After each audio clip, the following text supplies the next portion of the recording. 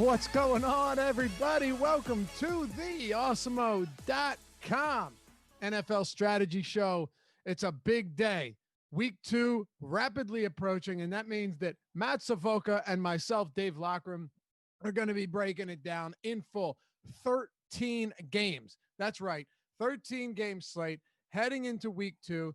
Let's make it happen. Matt, how you feeling, man? How was week 1? And you looking forward to week 2 now that we've got our feet under us? Yeah, week 1 was awesome. I'm really stoked for week 2. I feel like we got a lot of things right. There were some things that changed from Thursday into Sunday, especially that Bears-Lions game. We definitely talked about that one incorrectly, but I think week 2's got even better matchups here. Some really high over-unders, some really great games. Absolutely. We got a pretty exciting show coming up after this. It is Matt Kajeski and Kyle Dvorchak. They were on yesterday's show with me on the NFL strategy show. They do a phenomenal job of breaking stuff down. We got some great new guys, Matt. You, Matt Kajeski, Kyle, and a bunch of others that I'm forgetting to mention, but they're coming up. They got a FanDuel DFS strategy show. So FanDuel specific coming up after us. Supposed to be noon. We're going to push that back because, Matt, we need a little bit additional time to make this work. Jordan Klein producing the show. Jordan, I think we're going to do 12:30 or 1 o'clock. I'll let you know in a minute. But anyway, Matt, here's what I say. We did a lot of the week 1 recap on Monday and Tuesday and even Wednesday with the forward-looking process on the second half of Wednesday's show. I say now that it's Thursday, we make the full pivot to week 2 and we jump right into it, kicking it off with these 1 p.m. games. Let's go. All right, we're happy to have everyone with us. As always, if you're just walking in the door, hammer that thumbs up button. And if you haven't subscribed yet, do so. Hit the notification bell as well. We have so many shows coming up. You always want to know when each show is coming up and dropping next. From the FanDuel strategy show coming up after this to MLB Live before lock, NBA Live before lock, and NFL Showdown Live before lock. If you're tuning in and you're looking for Showdown specific content, well, stick with us because we're breaking everything down for the main slate. But make sure to tune in tonight at 7:20 Eastern time as Alex, Awesemo, Baker, and Kyle Dvorchak break down that live before lock slate. They're going to be hitting on some player props as well, too. I was going over them this morning. Some phenomenal player props. I think some really beatable ones today as well. People seem to be overreacting from week 1, whether it's good or bad. And it seems to be shifting some of this, even though you can't get a ton of volume down on them. There's some really good ones. So they'll get into all of that as well. Hit that notification bell so you know when everything pops up. All right, let's kick it off with Green Bay and Detroit. Aaron Rodgers, Matthew Stafford, the Green Bay Packers in this one, coming off a very impressive week 1 win against the Minnesota secondary and defense that we're going to talk a lot about later in the show. They're laying 6.5 points. This game has a 49.5 point total as well. I really don't think it was much of a surprise, Matt. We talked about this a whole lot last week to see Davante Adams absolutely go off. He was targeted 17 times on the day. Lazard and MVS. Yeah, Lazard and MVS had solid games, but all in all, they weren't targeted very heavily. 39% market share of targets for Davante Adams, where everyone else just kind of picked up the scraps. And, well, Aaron Rodgers made their lives really, really easy. Let's start with Green Bay at home here in Lambeau Field, and then we'll work our way over to the Detroit Lions. Yeah, absolutely. Adams saw all those targets, and if you factor in air yards and you use something like weighted opportunity share, he saw 40% of the Packers' pass volume in a game that really was a lot further apart than the final score indicated. The Vikings kind of roared back a little bit in the fourth quarter, but Rodgers was unstoppable. I saw some film grinders on Twitter calling it the best he's ever looked on film. That throw to Davante Adams in the end zone, absolutely insane. So I think, you got to roll with MVP level Rodgers a little bit going in here. I noticed that total is up a little bit since the beginning of the week. So it looks like people are kind of pushing the idea of a shootout here. And I do see it, especially if Detroit has their full arsenal of weapons on the receiving side. Galladay makes a big difference in that passing game. So it could be fireworks. Absolutely. We should have this fixed. Jordan, you got that fixed? Okay. We had some volume issues. Let us know in chat if we're back to where we should be. Well, I'm coming in hot. I'm sorry. No. It's both of us. We were too low. Okay. So, by the way, someone mentioned in chat that wouldn't Adams' targets regress a bit and spread out?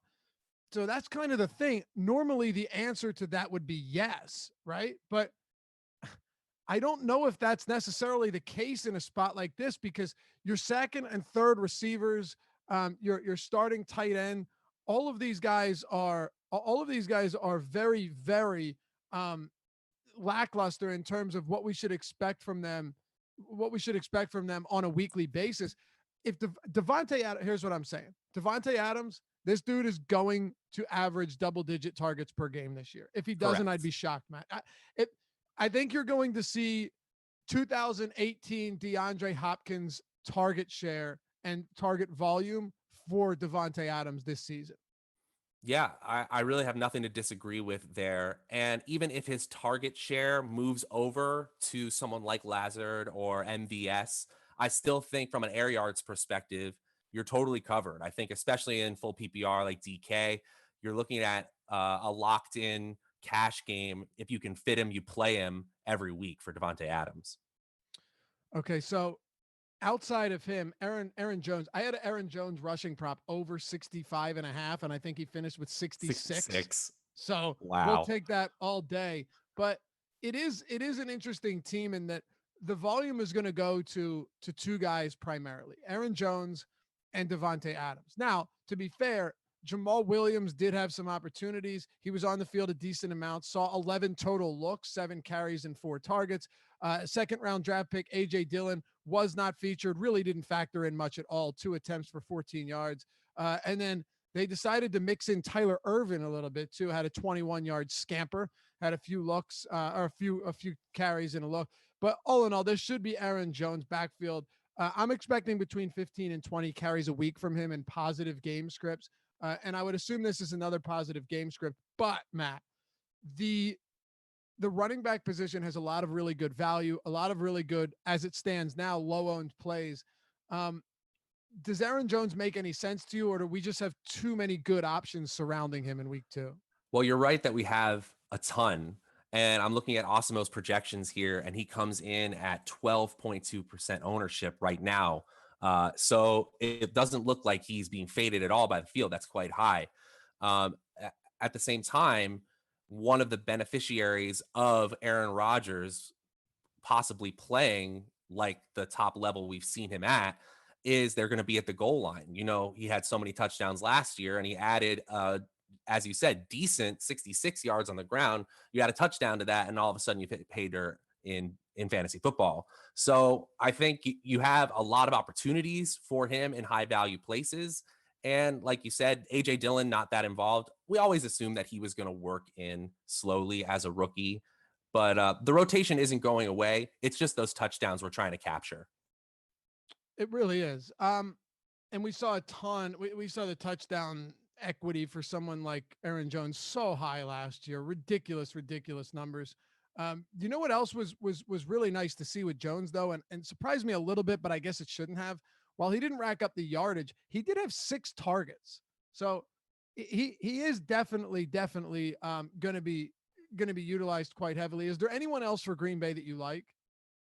Yeah, I think the way that we saw Marquez Valdez-Scantling hit in week 1 is something we're going to see again, particularly if Rodgers has his way with the secondary. Now, we should mention, not every secondary is going to be the Minnesota Vikings secondary. I think this is one we're going to pick on. But it's not like the Lions were much better last Sunday being able to be beat up by Mitchell Trubisky. So I don't really like either of them as anything but a flyer GPP play. Yeah, me neither. What about on the other side? Kenny Golladay was sidelined last game. Matt Kajeski mentioned something pretty funny, that it feels like everyone in Detroit is out with hamstring injuries. Kenny Golladay, no exception. He didn't practice yesterday, has yet to resume practice, which sucks because I have so much of him in season long in best ball fantasy. Really loved him coming into this year with a healthy Matthew Stafford. I don't want to say that he's unlikely to play, but it's difficult to say what we're going to get out of him this week. His price is 6,200 though.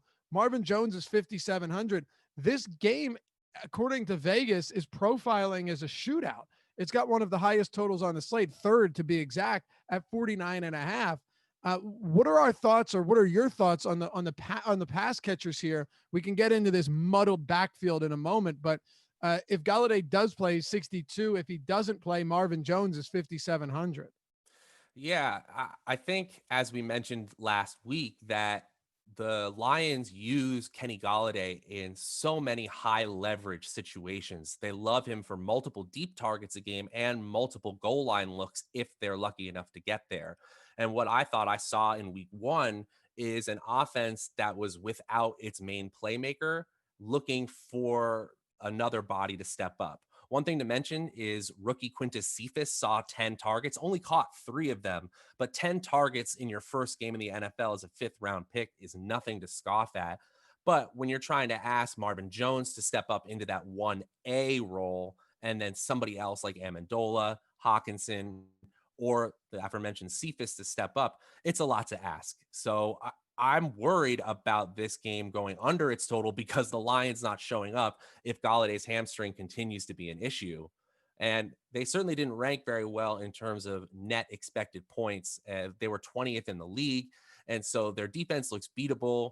We have a great offense coming in, and an offense that, again, is struggling to find its identity without Kenny Golladay. They are, and they had a chance to win, but DeAndre Swift, poor guy, ended up dropping that pass in the end zone. It was a great drawn up play. It was a great play call. It was a great throw, perfectly placed. Poor fella. Anyway, the backfield is truly a mess, and I don't really feel like taking any guesses on this. Now, maybe you have a different interpretation of this, but for me, I'm not high on Adrian Peterson. I know that in last game you saw what he played 31% of snaps, but led the team in carries by a wide margin. Swift played 44%. Kerryon Johnson played 26%. It was all over the place, man. And Adrian Peterson is not somebody that's going to be used effectively as a pass catcher, despite the 3 receptions on 3 targets. 14 carries for him. Kerryon Johnson, who many thought would have a pretty sizable role, was pretty much phased out for Adrian Peterson. Only 7 carries and 3 attempts for DeAndre Swift.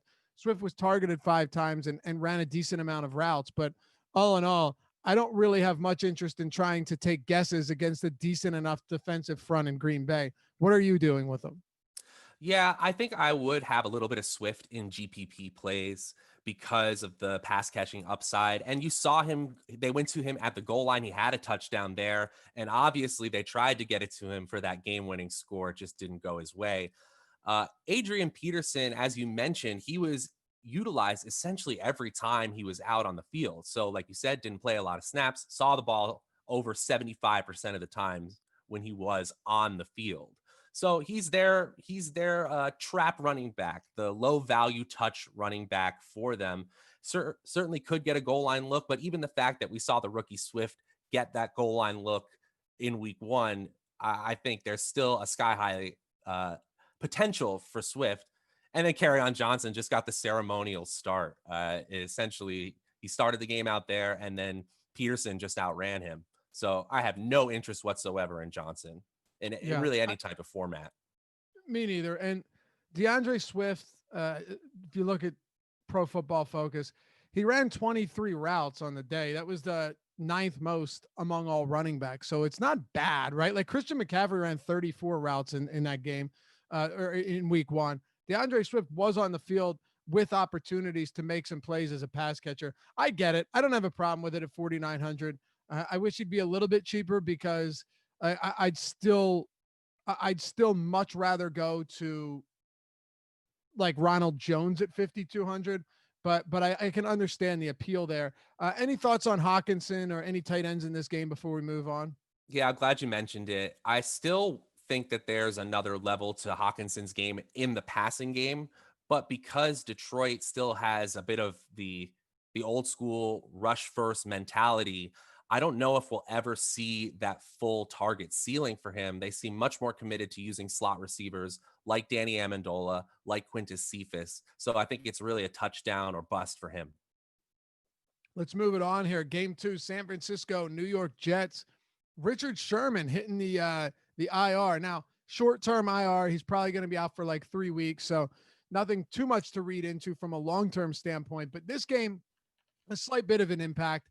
I don't think it makes a huge difference giving the passing attack and just given a completely inept job that Adam Gase has done to get this passing offense really moving and firing on all cylinders. But I digress. 49ers are laying 7 points on the road, 42.5-point total.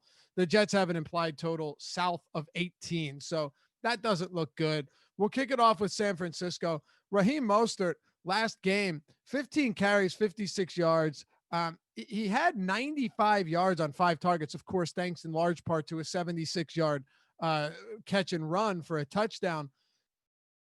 I got to tell you, he's been largely overlooked in a lot of spots. And I think because people worry about it.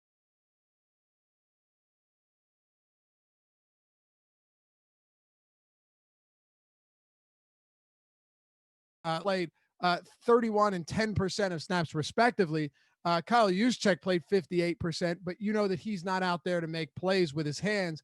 Raheem Mostert, 60% of snaps, and he was featured in both facets of the offense. And you have to think, Matt, a lot of that has to do simply with the fact that they've been decimated at the wide receiver position early on. That's exactly right. And you saw in the 49ers offensive game plan early in the game, they were trying to get George Kittle involved everywhere in space. He was the entire receiving game plan. And once he got hurt in the second quarter, it shifted things dramatically. You saw Jerick McKinnon being used out of the backfield in the passing game. I believe that the 49ers had the lowest percentage of targets to wide receivers out of all NFL teams last week. And so once you had Kittle go away, it just became difficult to move the ball, particularly passing, to anyone but running backs. As you said, Mostert bailed fantasy owners out for getting that long touchdown, but this backfield still belongs to him in an offense that still is above average in quality. It just really is devoid of a singular playmaker on the outside. And we're going to really have to see Kyle Shanahan sort of work his magic with these 3 options. So Tevin Coleman was underutilized in that game completely. It's possible that Jordan Reed has to step up if he's healthy. But for the most part, I think it's only Mostert you're looking at, and I think he's really only a tournament option. Yeah. George Kittle saw 5 targets in that game before going down. Jordan Reed got 2. Kendrick Bourne and Trent Taylor had 5 apiece as well. Dante Pettis with a lone look. So Raheem Mostert tied for the most targets in this game. It's funny though, the one thing you hate about targeting pass catchers here outside of Kittle is Garoppolo likes to spread things around. I remember saying at one point last season, in the 2019 season, that there was one game, I think, where through the first 8 weeks where a receiver had more than 5 targets. Yeah, I'm looking at it now. There were 2. There were 2 games through the first 8 weeks where a receiver had more than 5 targets in a single game. It's a pretty crazy stat when you think about it, Matt, that even in a specific game where someone's playing really well, Garoppolo hasn't been willing to lock on to them. And you can attribute a lot of that to the fact that they'd rather just run the ball down your throat. And I think with Deebo Samuel on the IR, that's just going to open things up for the ground game even more. Not open it up, sorry, but it's going to force them to go to the ground more. They targeted running backs in this week 1 game. They targeted running backs 15 times? Yeah, 15 targets. Sorry, 10. Yeah, 15 targets to running backs, 11 targets to wide receivers. Only 3 receivers were targeted in this whole game. Yeah, it's true. I think fundamentally, though, what I'm worried about is Trent Taylor, Jerick McKinnon, Kendrick Bourne. That's not an NFL caliber wide receiver or just receiving core in general. I just am concerned that if you don't have a passing game in the modern NFL, even if you're Kyle Shanahan, you have these three great running backs, you're still playing at such a big disadvantage. I'm really happy to see Jerick McKinnon, who looked athletic in his first game back in over 2 years. I'm really happy for him, but I still don't trust him on a week-to-week basis. And you're right, Dave. The 49ers, in terms of true weighted opportunity, that's when you include air yards into target share and put it into one metric, if you look at the condensation of if you condense it, the lowest three people, just the top three people in the offense, the 49ers had the lowest percentage in the NFL. So essentially, you're exactly right. They're spreading the ball around essentially the most, more than any other team. Jordan, read that chat. See if we can get that fixed up. Dude, I'm telling you, I don't know if it's Zoom lately. I don't know if it's OBS. I don't know what's going on. If the sound and if the video audio isn't synced, I guess enjoy watching us look ridiculous on screen. As long as the audio is working, that's really all that matters, right? I know I'm pretty, but no, I'm joking. I haven't shaved in a long time. Look at that, Matt. I am just a disgusting slob over here. That's the problem with working from home. You know what I mean? He's just getting really bad habits. I'll tell you.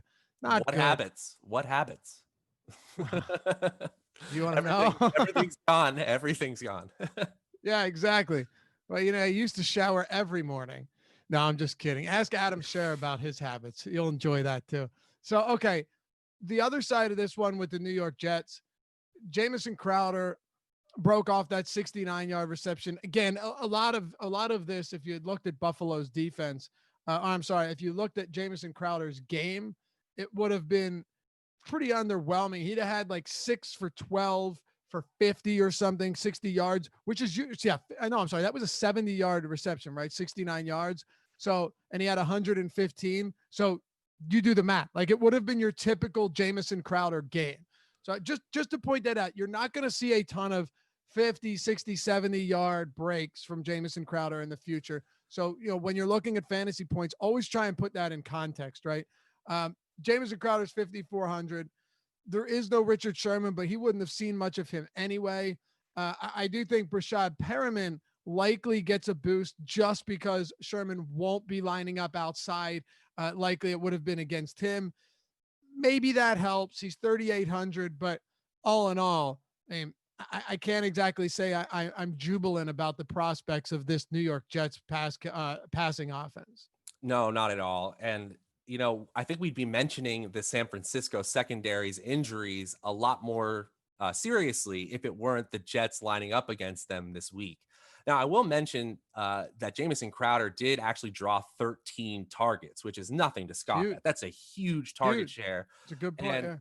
And when you add in air yards and you create weighted opportunity, it looks something like Devontae Adams. Now, of course, talent-wise, we're not putting him in that category.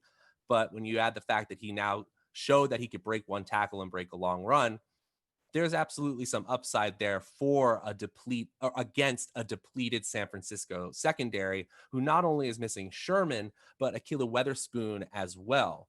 So they're left with Emmanuel Mosley, who was 33rd in defensive grading via PFF, and Quan Williams, who is 55th. That's second and third caliber cornerbacks against a solid offense. We might say this is something to target, but with the Jets, we're basically saying, let's hope and pray that Jamison Crowder gets 13 targets again, or Chris Herndon finds the end zone. No, you're right. You can't scoff at the fact that he got 13 targets. That's a lot. They were also playing from behind for the entirety of that game, and that's going to be par for the course for the Jets this season. So I would expect it to be them to be in a similar situation in week 2. But yeah, I get, you're right. I guess my point was usually that when Crowder's targeted that many times, still shouldn't expect those big, huge, long 50, 70-yard touchdowns, because it's just not the type of player he is. But listen, opportunity is everything, right? The volume of targets is a lot more important than talent sometimes. Maybe not as much in football, but even at running back, if you have a good offensive line and you're getting the work, look at somebody like Robinson in Jacksonville. I don't think he's particularly good, but if he's going to get another 17 carries and he's going to be cheap, then we can have that conversation. Jamison Crowder, though, limited participant yesterday's practice. We'll see what's going on for today. I think that he's probably going to play here, another hamstring injury. And then Le'Veon Bell was placed on the IR. I think Gase may have made a mistake here. Bell got hurt early in the second quarter, goes to the locker room, and then brings him back for 5 snaps in the third quarter, where he actually gets a couple of touches and then re-aggravates it or makes it even worse. Now he's on the injured reserve with, are you ready? A hamstring injury. This has to be something. Maybe I'm wrong. Maybe this has got to have something to do with the no like limited training camp and no preseason. It's so weird that all of these marquee players, these relatively big name players, are all going down with hamstring injuries. But the floor is yours, Matt. Anything else on the Jets? I just want to reiterate your point there. I absolutely, at least anecdotally, feel like soft tissue injuries have really popped up as week 1 and week 2 has rolled around. And I do think myself that has to do with the fact that there was no mini camps, no regular season or no off-season training programs, and this accelerated preseason with no preseason games. You don't want anything to do with the Jets running backs. You don't want anything to do with them. And I think the only saving grace for the Jets right now is that they wound up second in pace of play. Again, that's a lot because they were playing from behind, and they had middle of the road aggressiveness in the neutral situations they did find themselves in. They threw about 52% of the time. That's 11th in the NFL. So at least there could be volume. But if Crowder is hurt, then to whom? I guess Herndon is a volume play, is a cheap option. Again, you're looking at a GPP play only. I'm not touching running backs from the Jets with a 10-foot pole. I know. And the problem with Herndon, too, who lost a fumble last week. That's not the problem, but I figured I'd mention it. 6 of 7 receiving, 37 yards, no scores. 7 targets is fine, right? A team playing from behind, they're going to force to go to the air. And now their ground game is going to be even more anemic with Le'Veon Bell sideline. Although, I don't know. I simply wasn't buying into him anyway this season. The problem is that this team is they're really not good. Like, they're playing at a worse level than essentially the rest of the field, as it seemed in week 1 at least. They're just not an NFL caliber team right now. Exactly. And so, yes, Herndon's cheap. Yes, he had some opportunities. But what was his ADOT? It was probably like 4 or something. You know, it just doesn't feel like there's a ton of upside. And one more thing, with tight ends, how important is touchdown equity? It's so important, right? Because these guys aren't getting the same target share as other players on their team, as wideouts. They're not getting the same type of opportunities as running backs who don't need to average 8 yards a carry. But simply with a tight end like this, how often are they going to be in the red zone? How many 5-yard out opportunities is this Jets team going to have against San Francisco? It just seems like a very, very narrow and difficult path for Herndon to get where you need him to go, even at 3,400. 100%. When you're looking for touchdown equity, particularly with tight ends, you have to look at the implied total. And every week, the Jets tight end is going to scare you for that reason. Let's move it on here. Chicago, New York Giants. Well, Chicago Bears and Mitch Trubisky looked brutal early on. They managed to turn things around a little bit, Matt. And now you got Allen Robinson wanting out, contract talks breaking down, or really never getting started. Anthony Miller had a really strong touchdown reception, diving into the end zone or the right pylon. I love this kid. I think this might finally be the year where he's good, but they're going to need some help from Mitch. And if we're being honest about this and objectively looking at his performance, sure, from a DFS perspective, I was very happy to have him in my lineups. But he was 20 for 36. He completed only 55% of his passes, and he got bailed out by his pass catchers on a few instances. Now, all in all, I'll give credit where it's due. Mitchell Trubisky came around late in the game and led them to a victory. And at his price point, we should all be very, very satisfied with it. No matter how you can manufacture fantasy points, that's okay with me. The thing too, though, is now he comes up against the Giants team that, you know, they got some reinforcements to this defense. And I read an article saying James Bradbury makes a great first impression. I don't know. I thought James Bradbury was just decent in this first game against, right? I mean, he was okay. He allowed 2 touchdowns. And if you're looking at PFF stats, it actually gets a little bit worse than that. So he allowed 2 touchdowns and I can't find his yardage totals now, but he allowed 4 receptions, 7 targets, 70 yards and 2 touchdowns. The yardage isn't too bad, but look, Bradbury wasn't great. Neither were most of these corners in the secondary. So does Mitch Trubisky have a shot now to do or to replicate what he did in week 1 against the Giants team that completely unraveled in the second half against the Steelers? They sure did. I mean, just to say again, Mitch Trubisky ended up in my cash lineup in week 1. So again, we're not going to sit here and say for fantasy purposes, he's unusable. But when you actually watch and you break down the numbers for NFL purposes, this really has a lot of shades. I wrote down here in my notes that it has shades of Blake Bortles when he was at the helm of the Jaguars offense with Allen Robinson as his underutilized number 1 wide receiver and number 2 and 3 options who were overplaying their own expectations as well. So for fantasy football, if we have someone who's running, we have someone who is forced to come back in the fourth quarter against a mediocre defense, yeah, he should be an option. He should be looked to as a cheap quarterback option we can use to play great running backs and wide receivers, particularly in cash lineups. I completely agree with you as well. I didn't think the Steelers looked particularly explosive, and they were still beating up on the Giants, particularly in the second half. The one thing I will say, I was pleasantly surprised to see the Bears 13th, middle of the road in net expected points. So they did seem like a mediocre team. And if we have a quarterback that has enough attempts, 36-40, like he had last game, then yeah, he's viable. The only concern I had with Anthony Miller, he only was on the field for 42% of their offensive snaps. He played less snaps than Ted Ginn Jr. So yeah, he was targeted 6 times. His market share targets wasn't terrible given that Trubisky threw 36 times. It was what, 17, but I'd really like to see that improve.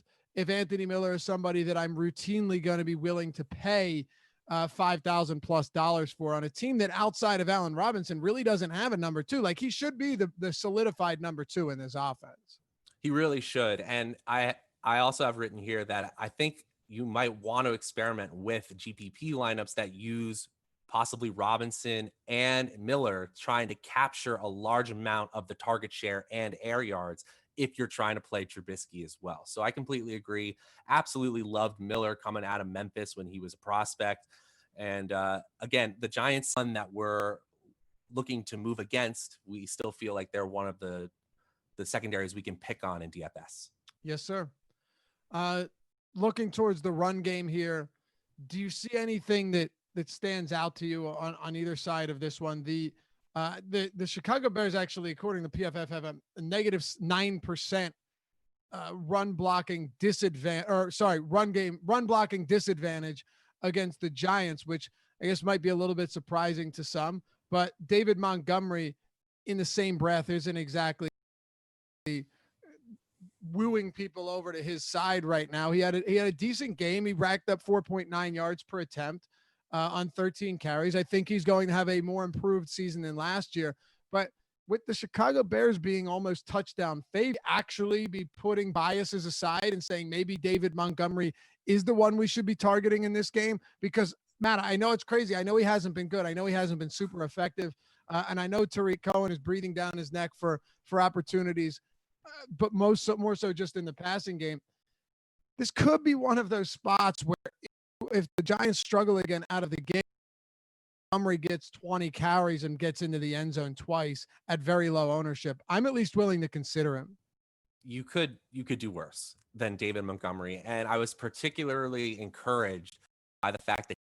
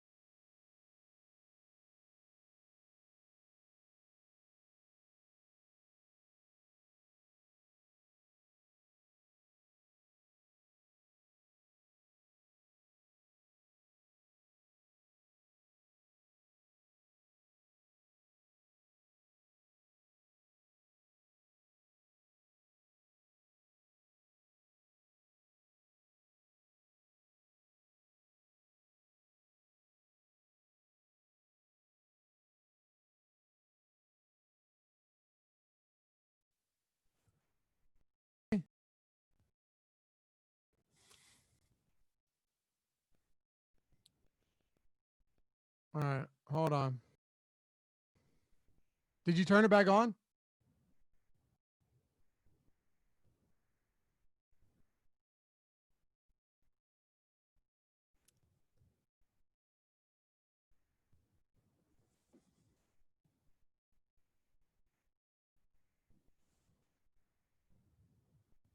Yeah, we got to get this going. All right. All right. Let's move along here. We got to stop using Zoom, whatever. Just let me know if, let me know if we're good. There we go. Okay. So, sorry guys. The on the other, like, you look at Benny Snell last week, and he went out there and had 113 yards on 19 carries against the same Giants team when James Conner went down. So yeah, it sounds crazy. Someone mentioned it's probably good they couldn't hear my Montgomery take, but They probably have a point. But I actually think that Montgomery is someone that we should be considering. And I'm not even asking you to agree with me, but I'm telling you right now, 1% ownership, I'm there. Talk to me about the New York Giants on the other side, Matt. Yeah, I was happy with the usage of Darius Slayton. He really was used as an alpha receiver, seeing about 30% of the target share and air yard share when you combine it into weighted opportunity. So I also, as I mentioned before, think Barkley is going to be under-owned relative to his ability to have a 20 to 25 point game. Yes, in an anemic Giants offense, it is a lower probability than we want relative to his talent, but I'm still seeing him coming in with ownership below Jimmy Graham in this game, and close to players like Tariq Cohen, and his slate breaking upside is so much higher than those players.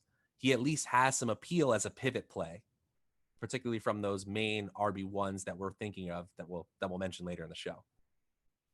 All right. I'd say with Saquon Barkley at 8,400, where you mentioned him just a moment ago, is this guy somebody that you would like to get a lot of, or are you like, okay, his ownership right now is 3.8%.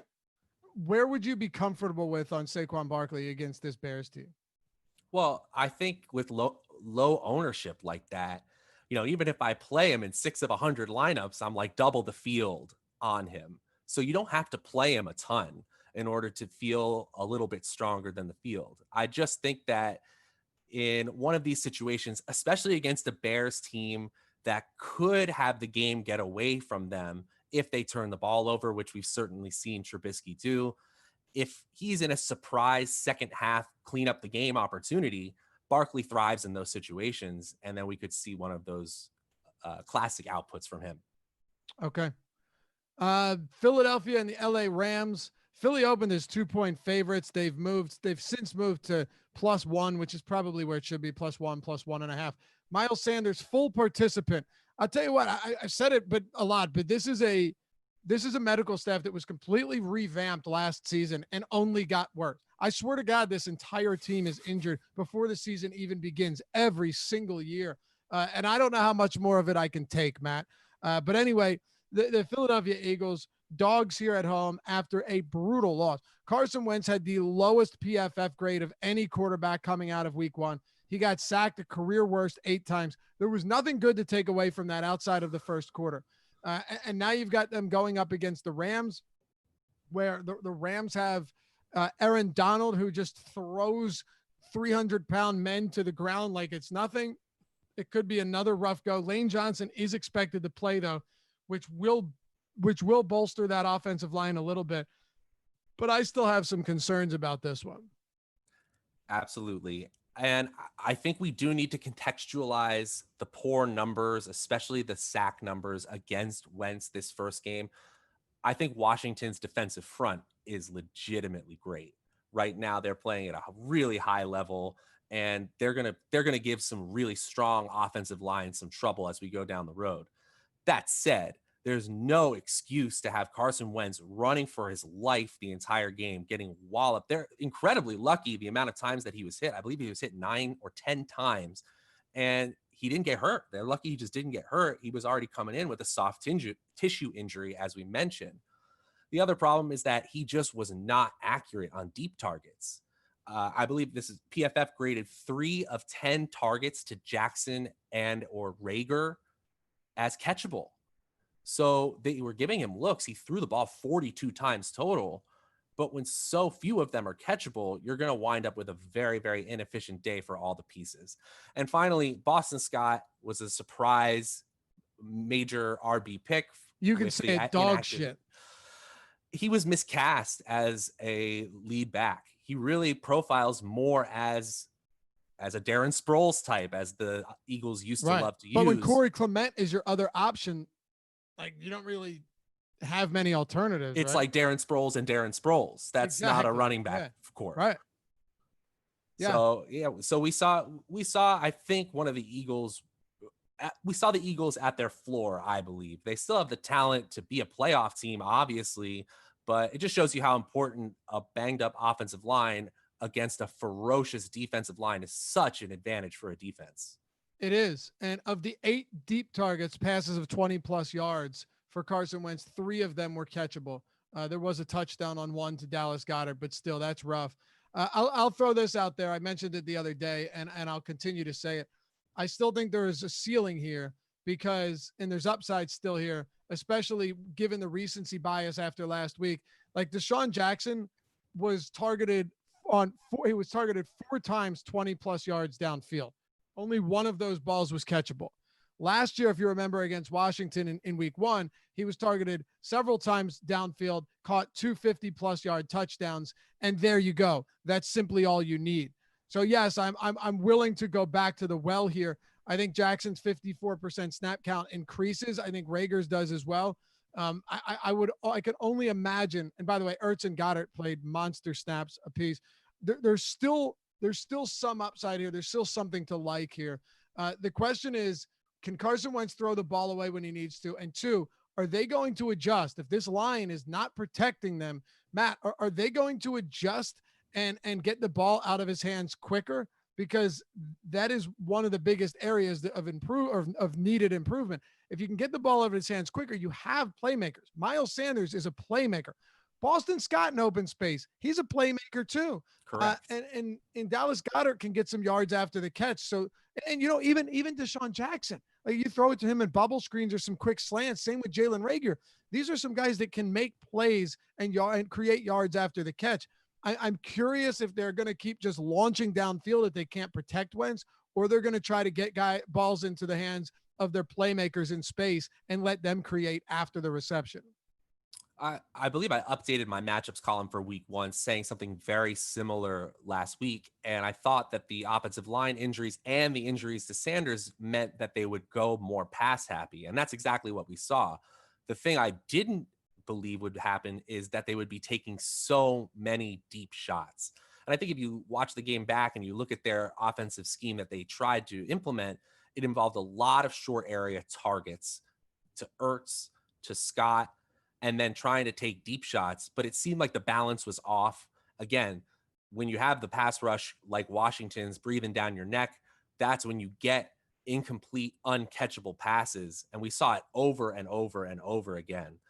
That said, we saw a Cowboys offense, again, with a slightly more efficient quarterback in Dak Prescott, beating the Los Angeles Rams cornerbacks deep. Even Jalen Ramsey got beat deep on what was, in my opinion, the most questionable pass interference call of the week. But I think there is some exploitability and certainly the upside if they keep taking these deep shots like they did. Yep. It's just some days it's going to be terrible. Other days they're going to connect. They do have the playmakers. And Reagor looked like he can make some big plays if given the opportunity. He's still raw. What about the Rams on the other side? Is there any intrigue here from, by the way, last week you saw, I just read an article talking about how if you're going to save Baker Mayfield's career, you basically have to take the Jared Goff route, right? You have to do what Sean McVay is doing and create plays, create passes out of play action, get the ball out of his hands relatively quick, instead of just straight drop backs, making him function as a real quarterback. We saw Jared Goff struggle with that last year. We saw Baker Mayfield struggling with it last year and early this year to start it. They're going to create easy plays for the receivers and their tight ends. And also, we saw Malcolm Brown as the bell cow back. Cam Akers got worked in, but Brown was the more efficient back, and he punched it into the end zone twice. So there's a lot to talk about with this Rams squad. Yeah, and they were surprisingly not pass happy for an offense that we as a public usually say is one of the more innovative, advanced teams. They're actually running the ball at a very, very high rate, a very high first down run rate, even in neutral situations. And you even saw short area targets completely, in my opinion, overutilize the screen game to Brown, screen game to players like Higbee and also Woods. And it's to the detriment of former target hog Cooper Kupp, who really is being used as more of a tertiary option in this offense now. It's weird. It's a little weird to see, but it looks like this is just the evolution of the McVay offense. It's almost going more old school. What did you think about the opportunities from this team last week where Robert Woods made some big plays early on? He was targeted 8 times. Cooper Kupp, and he was largely an afterthought. Had only 2 more targets than Van Jefferson. Tyler Higbee 4 targets, Everett 2. He got banged up. I guess they didn't really need to throw a ton, but a little bit disappointing if you're someone that even in season long you got Cooper Kupp in the relatively early rounds. You bought into Tyler Higbee. This isn't to say that they won't change things up, but there's no question that they were a bit surprising in how effective they were on the ground after last year finishing 18th in run blocking, first in run blocking in 2018. And now it appears this year they're in spots where they're going to really lean heavily on the run. A lot of looks for Malcolm Brown and with 18 carries, and Cam Akers grabbing 14 attempts himself. Man, they were ramming the ball down Dallas's throat. Yeah, I do want to contextualize those numbers a little bit. They were absolutely exploiting the Cowboys injuries in the linebacker core. Yeah, they got beat up bad. When Van Der Esch went down, they essentially ran it right at the middle linebackers to see what they could do. And it appeared in the second half that the Cowboys countered by just sending them, which forced the Rams into a slightly different offensive scheme. And it did allow the Cowboys to come back and almost win that game. But ultimately, I think we saw some inflated run numbers because of the exploitable linebacker core of the Cowboys. I'm not sure we're going to see it quite at that level. But in terms of conservatism, I think we are going to see a low ADOT, low pass volume team. So it really is going to be tough sledding for Cooper Kupp and Robert Woods. They're going to have to break tackles or get a huge amount of targets in the short game in order to really hit in DFS. The Philadelphia Eagles, if there's one bright spot, it's that their run defense is still strong. They can still clog up lanes. They're still going to make life difficult on opposing backs. This has been this has been a way for the past couple of years. I think there's still plenty of weaknesses in that secondary. Their corners are average at best. I'm not going to look at someone in Dwayne Haskins and gauge their performance based on that. I think it could be tougher sledding for him here, but I'm just not interested in Rams running backs this week. Just to wrap this game up, is there anything we hit on? And are you playing Rams running back? I just don't see why you would want to get to these guys unless you think Cam Akers is going to have a game at 4,500, but I think there are much better options. Yeah, we did see Cam Akers break, I believe, 4 avoided tackles via PFF. So we saw him on limited usage. We saw the elusivity that we thought he would have coming out of Florida State, who, by the way, the Florida State offensive line that he was running behind was just atrocious, always being blown up. So one thing I will say is I believe that there is some home run ability in Akers to even take a broken play and turn it into a huge chunk of yards. Okay. So if we keep this train moving here, and no promo codes right now, but we will have promos very shortly. Just keep your eyes out. We just did the red zone target. It was half off a week. We did bogey that was half off a week at PGA. We're always trying to get stuff out there so you guys can check out Awesemo and see if you like it, which normally the answer always comes back as yes, I love it, because you have the ownership, the projections, the top stack tool, the lineup builder, all of our premium articles, the Fantasy Cruncher add-on, which is huge, and all of that good stuff. So if you haven't checked it out, go to awesemo.com/join. And when you click begin membership, we'll ask you what type of a player you are, whether it's serious, hobbyist, professional, and we'll cater that to you. So maybe you want the Express weekly pass or the all access annual. I think the all access monthly is the best one out there. Would highly recommend you checking that one out because it'll give you access to every single sport, NFL, NBA, MLB, NASCAR, PGA, everything. And look, these are the same projections and ownership and top stack tools that Alex Baker uses himself. He built these. He uses them. We don't just throw his name on it. These are the real deal, which has helped him win millions of dollars and so many of our subs to have phenomenal outcomes as well. You can check it out at the awesemo.com Hall of Fame page where all of them have made a ton of money, and you can even check it out on the screen as well. I know the audio is a little bit off, but you get the point. Anyway, awesemo.com/join. Check out all of the subscriptions. We've got something for everyone. There's no better time to jump in right now with NBA and baseball still going, PGA in full swing, and of course, football heading into week 2. Awesemo.com/join. All right. Shredded P says Laffy's an Eagles fan. Yeah, but I'm also the most pessimistic Eagles fan out there.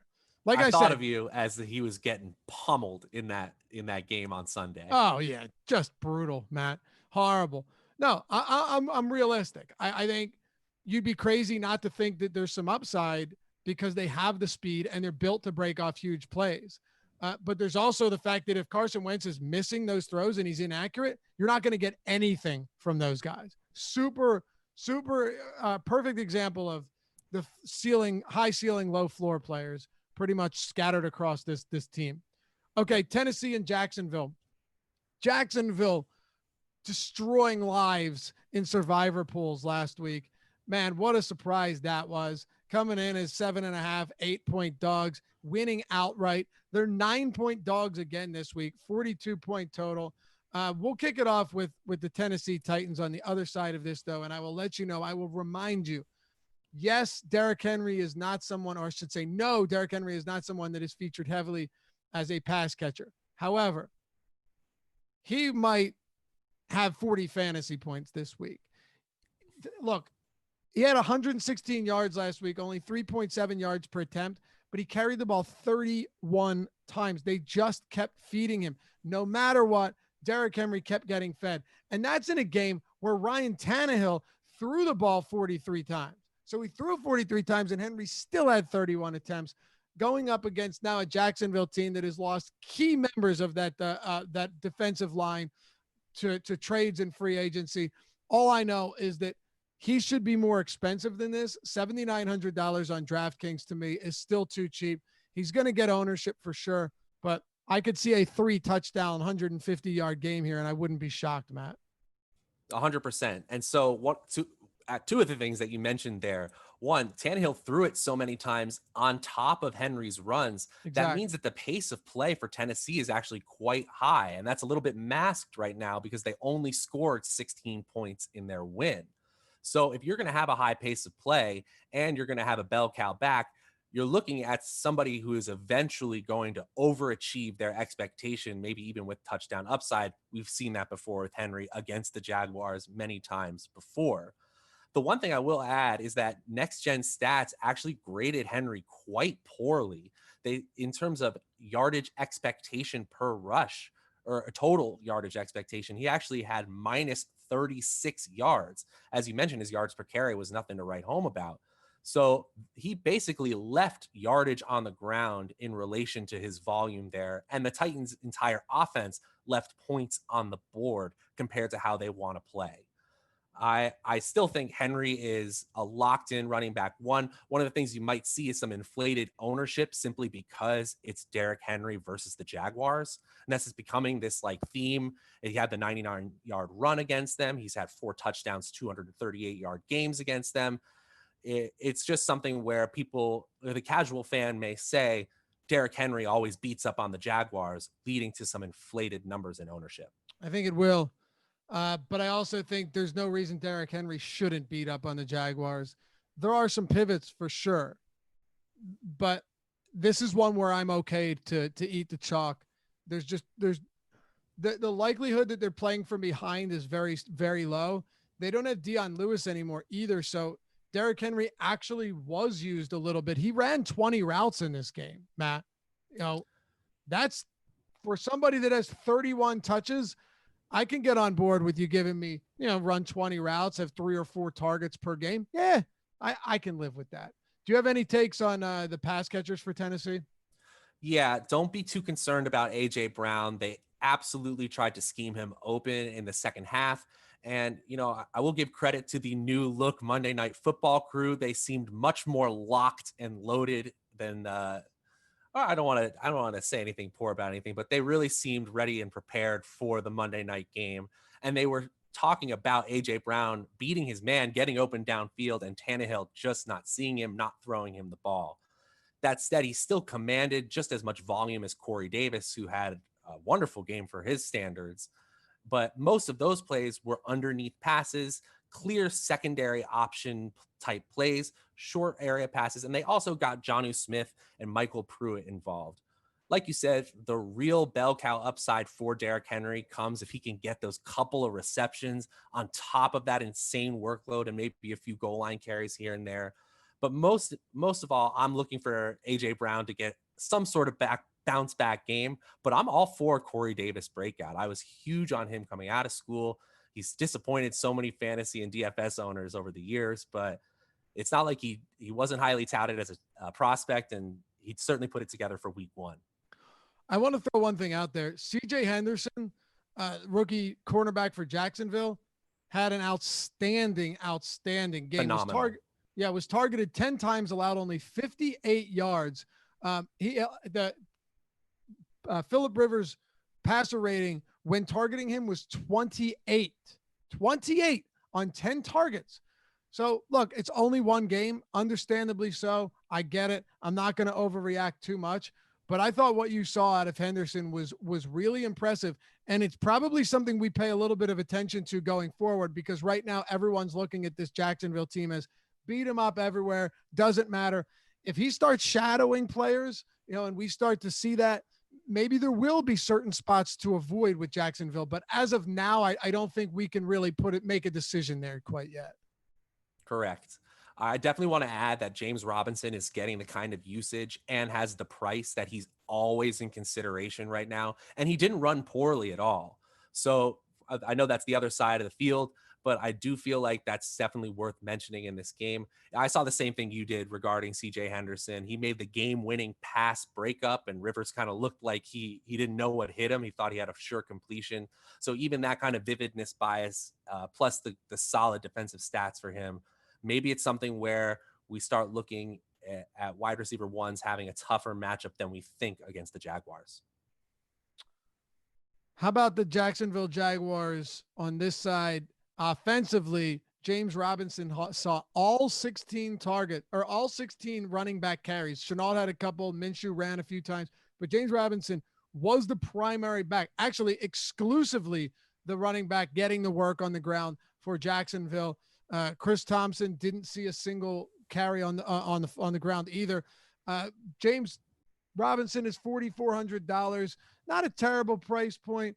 It's a Tennessee matchup that I'd say it's middle of the road. Melvin Gordon had some success against them last week. He did fumble the football once, put it on the ground, which wasn't great, but he averaged 5.2 yards per attempt. Philip Lindsay, before he got injured in this late night Monday Night Football affair, was 7 for 24. Not great, but all in all, they did run rather effectively against Tennessee.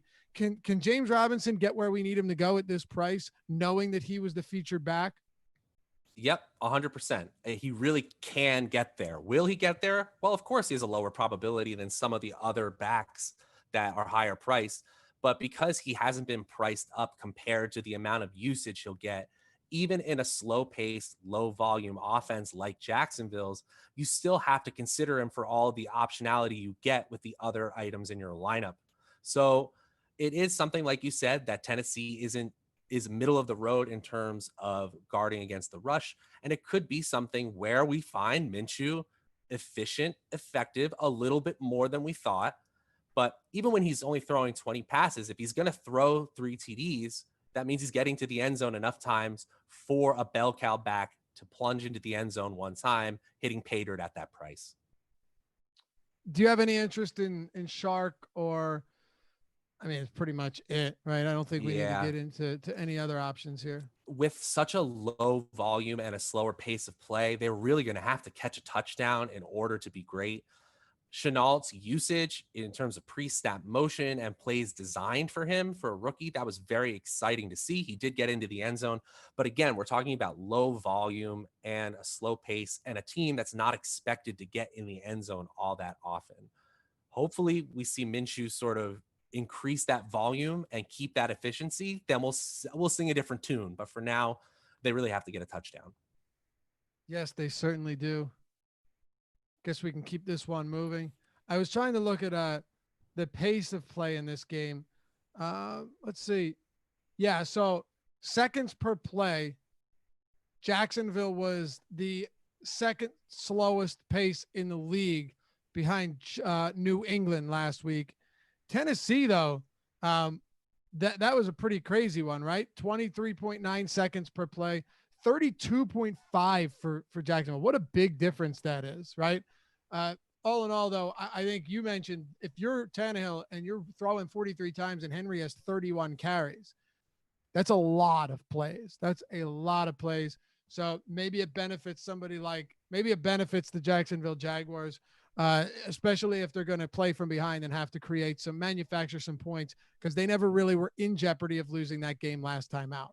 Okay, Tampa Bay and Carolina. Let's move to this one. A lot to talk about here. Tom Brady, disappointing in his first game, but if you really go back and look at everything, he wasn't as bad as some of those surface statistics would suggest. He wasn't great. He wasn't terrible either. Mike Evans clearly was not at 100%, and we saw that in the results and both as he played on the field. He was limited in practice yesterday. Chris Godwin didn't participate in practice at all because he was in concussion protocol. I'm going to start it off with Ronald Jones. Last time ownership was updated, his ownership was super low, and unfortunately it has come up since then to 12%. I'm still okay with it, Matt. Bruce Arians kept his word. Ronald Jones was the guy. He was that bell cow back. We saw him get a lot of opportunities despite the fact that they were playing from behind. Now they're 9.5-point favorites at home, and he's probably going to have the bulk of opportunities in a game where they're playing with the lead. 5,200 to me is just too cheap of a price tag on Ronald Jones against the Carolina run defense that graded out dead last in the league against Josh Jacobs and the Raiders in week 1. There's nothing not to like for me here. Yeah, that well said. And if you're a Bucs fan, they better be in that winning situation, because this is the ultimate get right game script for this Bucs offense. The Panthers were just completely beat up by Josh Jacobs, and even Derek Carr ended up with a top 10 games in terms of drive efficiency in week 1 against them. I think, like we said with the Vikings, this is going to be a defense both through the air and on the ground that we pick on and look for good matchups against early on in the season. And fundamentally, it's a great spot for a running back. So even with slightly inflated ownership, I really like Ronald Jones this week. You could take a dart throw with Leonard Fournette, but all the high leverage touches essentially went to Jones in that first week. It's his job to lose. Do you have any thoughts on the pass catchers, assuming everybody plays this week? Yeah. I think my projection for this game really shifts if Godwin can't go, just because he has such a locked in target and air yard share. If he does go, I kind of suspect that he'll have his typical workload. Although I think it is worth mentioning that we saw Brady spread the ball out more than we really expected, to the detriment of players like Mike Evans. Now, I think there will be game scripts where he relies more heavily on Godwin and Evans, but I worry about a pass catching core that is an injured Mike Evans, old Rob Gronkowski, and that means you're relying on Scotty Miller and OJ Howard to make your athleticism plays downfield. That's not exactly your perfect offense. And Brady, it looked like he was out of sync it looked like option routes were being run in a way that he didn't expect. It just looked like they needed more time. It looked a little bit like a preseason game.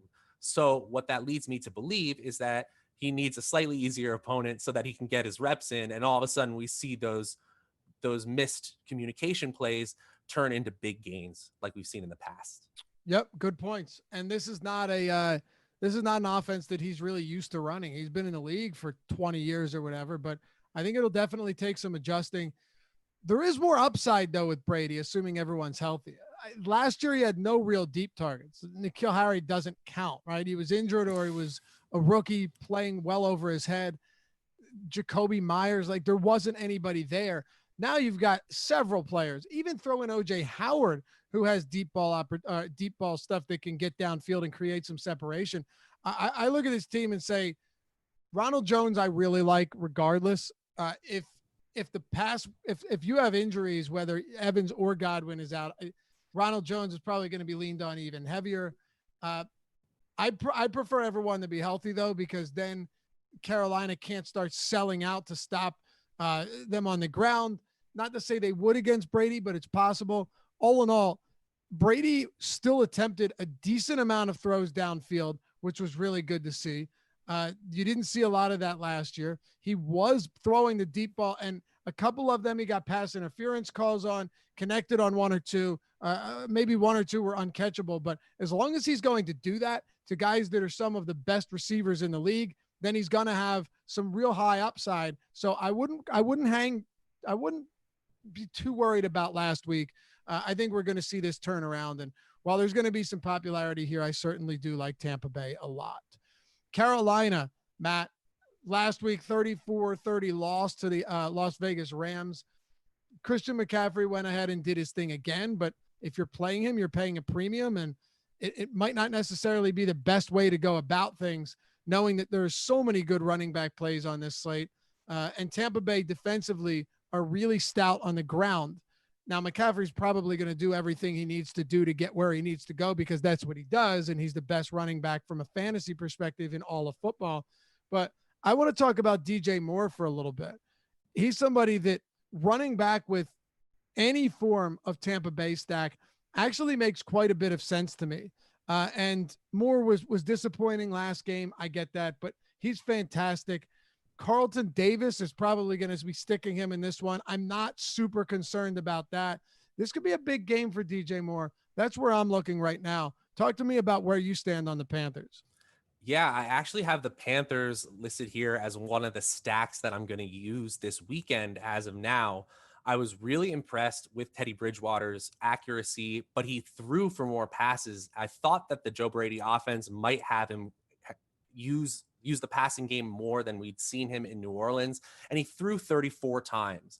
The other part I was really excited about was that they all essentially went to his playmakers. It was always going to DJ Moore, to Robbie Anderson, to Curtis Samuel, or Christian McCaffrey. In fact, when you look at percentage of targets and percentage of air yards, combine that into one metric, and then you condense that offense into 2 or 3 people, the Panthers are right there at the top of the NFL after 1 week.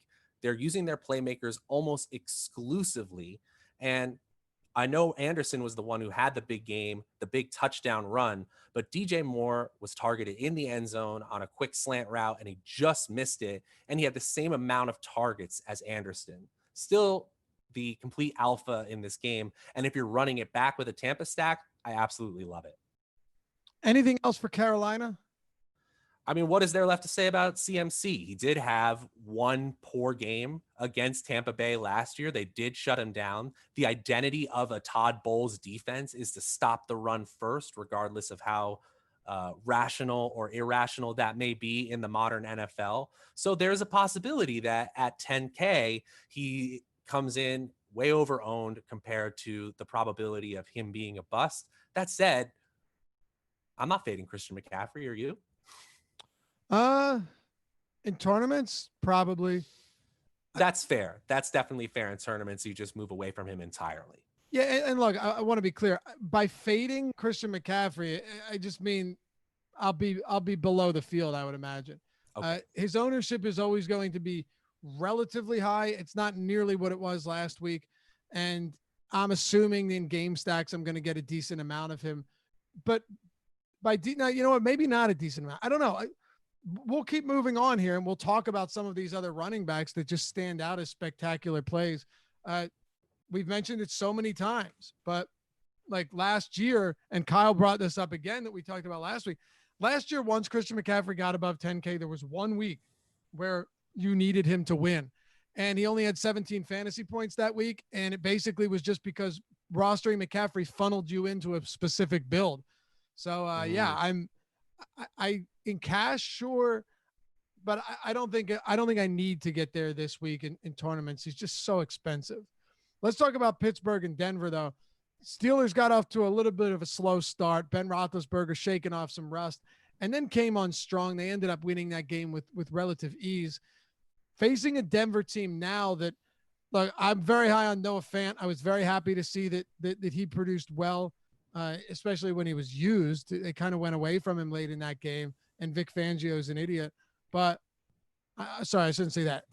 Made an idiotic move late in the game, not calling timeouts. First note I have, I inexplicable. I certainly didn't make this up, but we consider the laws of rational coaching. We assume coaches are going to make decisions that make sense to the typical viewer.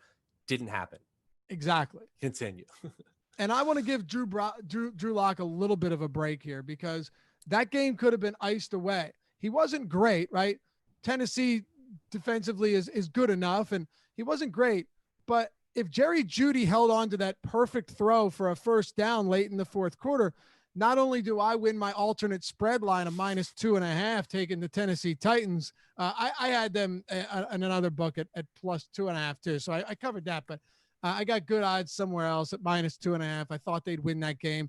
They should have, Matt, because Jerry Jeudy dropped the first down. That could have put the game away. They could have kicked the field goal there and called it a day, but it didn't happen. And here we are. But I don't expect this to be a high scoring game.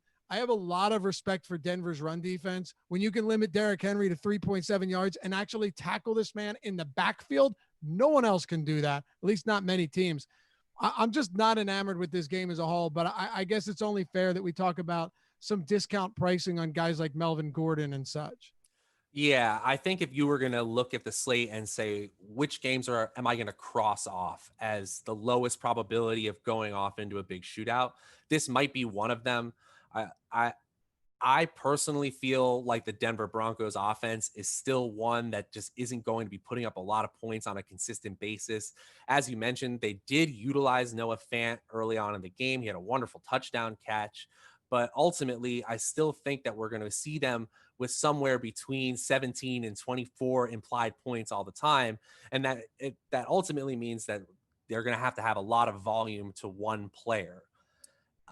I also see the Steelers as a team that at any point they could turn on the 2018 switch and really have an offensive explosion that could lead you to this game sneakily shooting out. But as we mentioned earlier in the broadcast, they looked sloppy in the first quarter. Roethlisberger looked like he was a quarterback that hadn't played in a year. And it looked like some busted coverage led to some easy scores, and that essentially put the game away, made it easy for them. So where are you going in this game? If anywhere, feel free to say it's just not one you're looking to target. We got to talk about Benny Snell at 4,500. If James Conner doesn't play, then we can certainly look to him as a home favorite running back under 5K. We can do a lot of things with our lineups from that point. He had over 100 yards on the ground. And if he's going to be receiving the lion's share of a team that scores over 24 points in a game, then he's definitely someone we have to consider at that point. I think maybe I'll have a little Melvin Gordon in tournaments, especially with the Phillip Lindsay injury, ensuring that he has that extra workload. But from there, maybe a little Deontay Johnson, who had more of the opportunity of the pass game air yards and target share compared to Juju, even though Juju had the touchdowns. It's just one that I'm probably going to be underweight, and it does, looking at the ownership, look like the field is too. What about the fact that AJ Boye is out of this game? He was clearly somebody that was doing a phenomenal job in week one. Your top corner there. They no longer have Harris. Should we be looking? Ojemudia, by the way, had a really solid game. Should have had that interception that got called back on a defensive penalty, but I think he's going to be impressive, and I would at least consider that. But should we be talking about maybe this secondary without him, without Boye, that makes a difference here? Yeah, I think it's as simple as a team without Von Miller, without already Chris Harris having left in free agency, and without AJ Boye is different as an identity, and they probably aren't as strong defensively. I just believe that is mostly built in to the spread right now, and so we're already looking at a team that probably should be about a touchdown underdog, and that's why I'm looking towards the Steelers' offense, particularly their running back, if underpriced. Okay. People talk about Melvin Gordon. I understand it, but I'll be completely honest with you. This Pittsburgh run defense, their front seven scares the hell out of me. I think they're extremely good. I mean, Saquon Barkley, I can't place all the blame on the offensive line and absolve Barkley of everything, but by the time he touched the ball, there were 4 or 5 defenders around him, like 4 or 5 yellow and black jerseys. So, I'd be a little bit worried about this if I'm Denver. I just don't know if the ceiling is there for Melvin Gordon to really excel in a spot like this. Not to mention you're also almost touchdown dogs. It just doesn't add up well enough for me. Again, much rather go to Ronald Jones at the same exact price. Dallas and Atlanta, and I get the ownership difference, but sometimes somebody might be low owned for a very good reason, and I think with Melvin Gordon that's the case. Mm-hmm. Dallas and Atlanta, Matt. Let's keep this train rolling. Dak Prescott, Matt Ryan, and a spread of 4 points. The Dallas Cowboys, 4.5 point favorites, 53-point total. It's the highest on this slate. You're going to get an excessive amount of ownership right now for the Dallas Cowboys, for the Atlanta Falcons, but the ownership for the Cowboys is going to be insane. We already know that with our initial run, it's insane. The ownership here in our top stack tool at Awesemo.com is the highest of any team, although they also have the highest top stack probability at 10.1%. So there is also some value. That's why usually the highest probability team has lower value. They have the highest value. They have the highest top stack probability and the highest ownership. Pretty unique situation. You don't see that very often with any sport. Wow. Yeah, and I think there's good reason. It's a game that has one of the highest over-unders on the slate. It has exploitable defensive backs on both sides of the ball, huge playmakers who don't even need a lot of volume to break open a game, but are receiving the requisite volume in order to be smash plays in cash or in tournaments. And the one name I would like to add that you wouldn't think of as the big receivers on either team is Russell Gage, who saw a huge amount of targets, albeit a little bit later in the game for Atlanta, but he was clearly used as the third option on that offense ahead of Hayden Hurst. So if you want to get exposure to this game at low ownership, he's coming in at 3.8% compared to the big time stars like Cooper, Gallup, and Zeke, well ahead of 15%. Same with Julio Jones and CeeDee Lamb, even right there with them.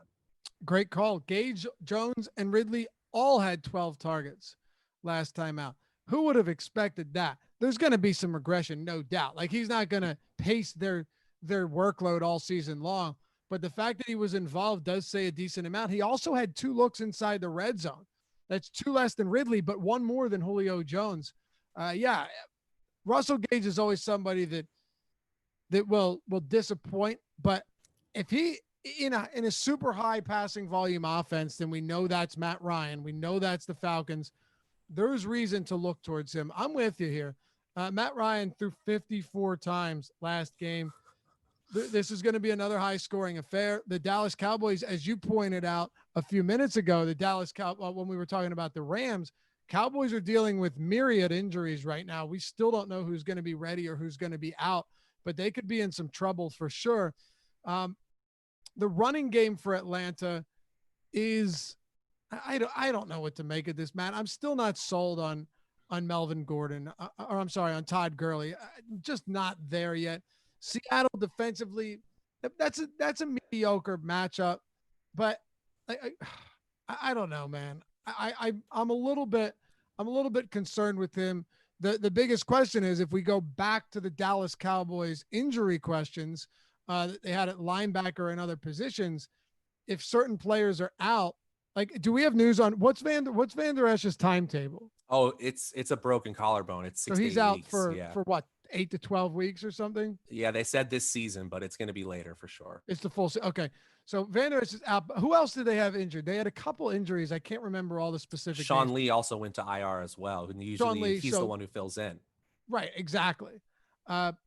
Maybe that benefits Gurley, and maybe Atlanta looks to take a similar approach as the Rams did. But I think the run pass ratio will still be skewing towards the pass because their defense just isn't very good. Yeah, I actually have Gurley written down as my note here is don't be afraid to play him. And I think it's because the game script and the game environment has so many ways where both running backs on either team, if you're getting enough usage in a game like this, you're going to be valuable for fantasy football. And so at only 6.3% ownership at 6,100, he's a mid-tier running back that I think it's almost exactly like you said, Dave. There's this public bias against where it really doesn't feel good to play him. And yet there are a lot of ways you could see the slate breaking in a way that's just positive for Gurley, even on a mediocre efficiency day. He just gets the requisite workload. Maybe there's 90 passes in this game. That's not out of the question. And so maybe it's just a straight volume play until the wheels fall off. I'll give you guys out there that are liking Todd Gurley a little bit of encouragement here. Game script comes into play, right? Depending on the direction that game is going, we want to know, was there a reason they were phased out? Was there a reason they got more work?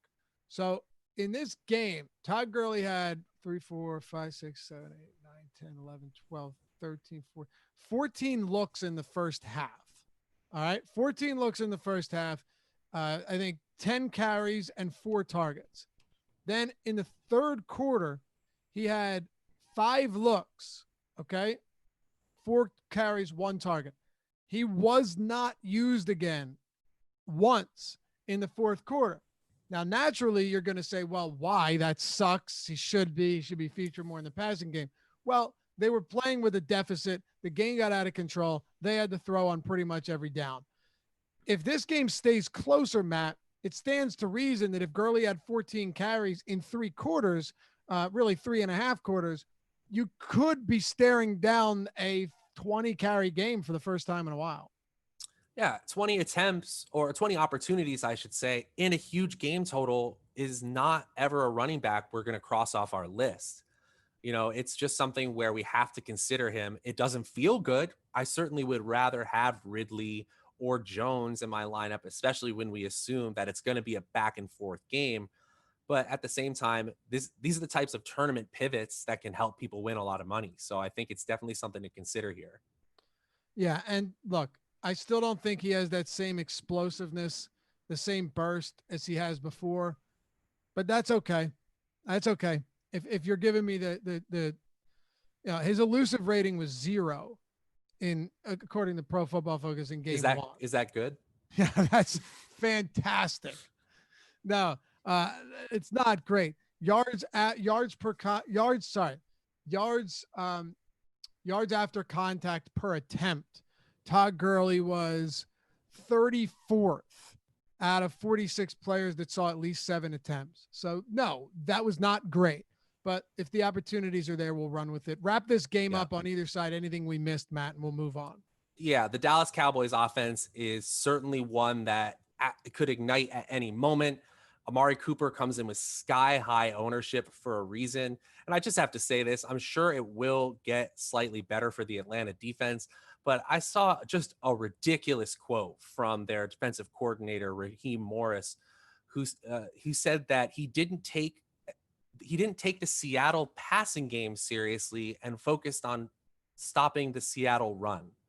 And I genuinely am concerned for the rationality of a coach who thinks that they need to focus on stopping Chris Carson, who, by the way, they didn't stop, rather than Russell Wilson. I'm just genuinely confused at how that comes up as a game plan. And it's the same thing this week. If they say, Arguably okay, we're top 3 quarterback in the league, and you're 100%. not worried about what he can do to you. And if they say something along the same lines this week and we have to sell out to stop Ezekiel Elliott, they're going to get gashed by Gallup, Cooper, and Lamb. It's really that simple. If they sell out like that.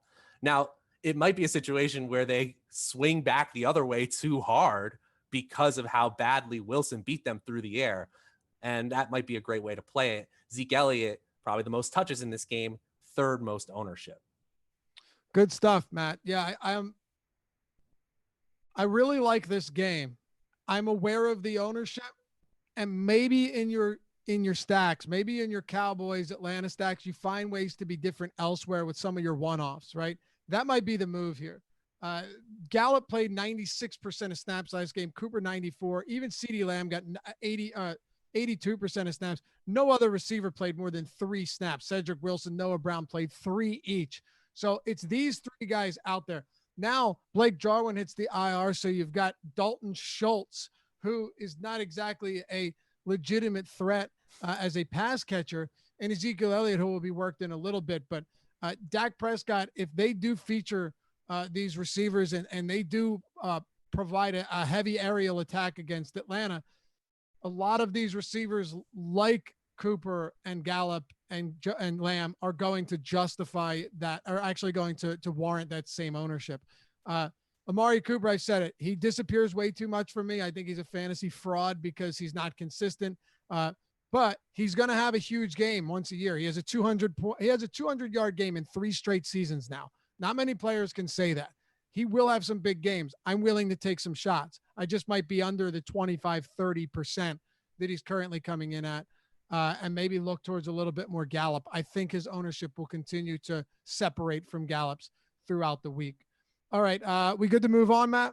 Yeah, I just wanted to add that I think that's a completely fair take. The Rams clearly thought the same thing as they focused on having Jalen Ramsey, their number 1 cornerback. He spent the most time on Gallup, not Cooper. Right. Yeah. Interesting.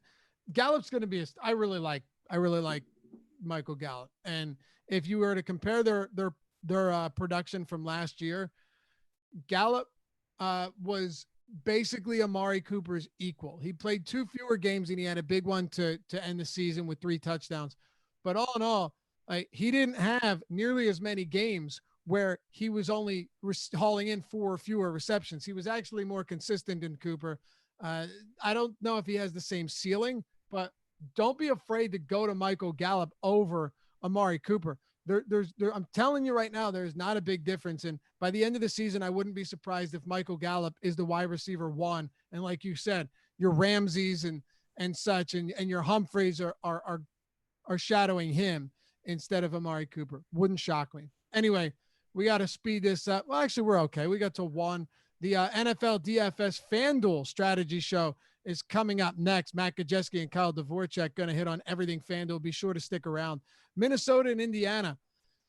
Hey, Matt, I'll tell you, this is going to be a rough go for Minnesota unless they can fix up this pass coverage. I think it's going to be an issue. They're 3-point dogs, 48.5-point total. The Colts will start with the passing game. We can talk Hines and Jonathan Taylor, but Phillip Rivers last week, really disappointing loss, but the guy still threw for 363 yards. The deep ball once again was underwhelming, but that's what you get at this stage of the game for Rivers.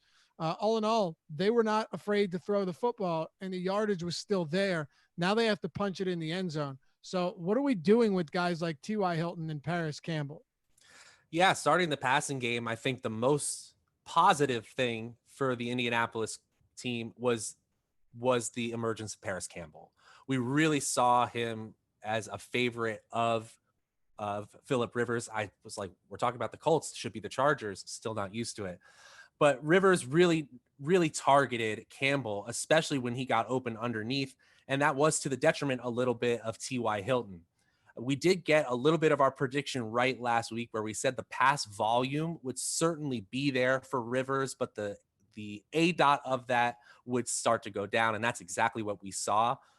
The accuracy to me just doesn't seem like it is the same Rivers as we used to see. indicative by that last play where CJ Henderson previously mentioned was able to get in on a ball that was thrown behind the receiver and make a game-winning play. The one thing I will add is that there's been so much chatter, particularly in best ball season, about Phillip Rivers targeting his running backs. And now that we have this two-headed monster instead of the three-headed monster that it was going to be with Marlon Mack, these running backs are going to get so many looks in the passing game. So I understand essentially it's the first week that Jonathan Taylor comes into this theoretical workhorse workload. And he's going to be highly owned. I'm seeing the ownership projections almost at 22% right now. I might be okay being underweight on him and still thinking he has massive upside in this game particularly and going forward. Frank Reich seemed to really like Nyheim Hines last game. I'm with you. There's no denying that Taylor is going to be the quote unquote lead back, or as Frank Reich said, he will step into the starting role, which always scares me because you're not really saying much. Now, you drafted him in the early second round. Of course, Jonathan Taylor is going to get a ton of opportunities. Reich also said that he's ready, but he said that Hines will still be a big part of the offense, and I don't think that is coach speak. Now, I'm not interested in paying $5K plus for Nyheim Hines, but I just want to throw it out there that if Nyheim Hines ends up seeing another 15 looks in this game, I would not be shocked. I think Reich wants to continue using him, and while Jonathan Taylor was also very solid in the passing game, 6 of 6 receiving for 67 yards, very impressive. He even had a 35-yard run. I think they like what they have with this two-headed monster here, and probably would have functioned with a three-headed monster if Marlon Mack never got injured. Yeah, and you have to wonder how much of Phillip Rivers' time in San Diego / Los Angeles he was building up the running backs because they were so talented. And of course, people like LaDainian Tomlinson and Darren Sproles were. But this is a quarterback who has consistently made two running backs fantasy relevant week to week, sometimes in situations where we can play them both, not on the same lineup, but play them both at the same time in certain lineups and feel like we have a certain amount of upside there, especially if Hines is getting the type of workload through the air that we saw in week 1 and gets a goal line look or two like he saw. He's, of course, playable. I agree with you. He's just a little overpriced. Yeah. Last game, snap count wise, Nyheim Hines led the team with 53%. Again, I think you could see things change. They were forced to adjust on the fly. I'm not going to read too much into that at all. But Hines also had 6 opportunities, 6 looks in the red zone to Taylor's 4. So very simply, my point is just that don't think Hines gets phased out of this offense. It's not going to happen. Minnesota. So last week, Gardner Minshew basically completed every pass he attempted outside of one. He went 19. He only attempted 20, by the way, but 19 to 20 for 3 touchdowns, no interceptions, 173 yards. This game could end up being a monster shootout. I really think this could be a shootout on both sides. I'm loving it for stack purposes, but I also want to figure out ways to get away from some of the chalk. And if you let me just sort for these teams. So ownership right now, outside of Jonathan Taylor, we're looking at pretty limited ownership for Thielen, 7%, Doyle at 7%, Campbell 6.8%, Hilton right at 10%. I don't know. Maybe I'm crazy, Matt, but what I saw from each of these teams last week, it sure seemed like they have a lot of weaknesses in the passing game. Yeah, just looking at these ownership projections, I'm actually shocked that we're not seeing higher ownership for Adam Thielen relative to his massive workload in the passing game. We're talking about a player who was used essentially like DeAndre Hopkins and Devontae Adams on the Packers. This is the alpha receiver that you could have gotten in the 3rd round of best ball drafts. And I think he's severely underpriced relative to his role in this offense. Beyond Dalvin Cook, this is really Adam Thielen's passing game. So if you're looking for a Colts stack, I think Adam Thielen, especially with lower ownership, could certainly be a great run it back candidate this week. Yes, sir. I think this whole game is really appealing, just really appealing on all fronts. one of my favorite. We just both said it. If ownership stays this low and Taylor's the only guy hauling in any real double-digit numbers, I can't imagine getting away from this in tournaments. Like, this could end up being one of those games. It's 38-35. And if you don't have it, you're pretty upset. The next game, however, Matt, Buffalo and Miami, we're not singing that same song at all. Miami, 6-point dogs here, a 41-point total.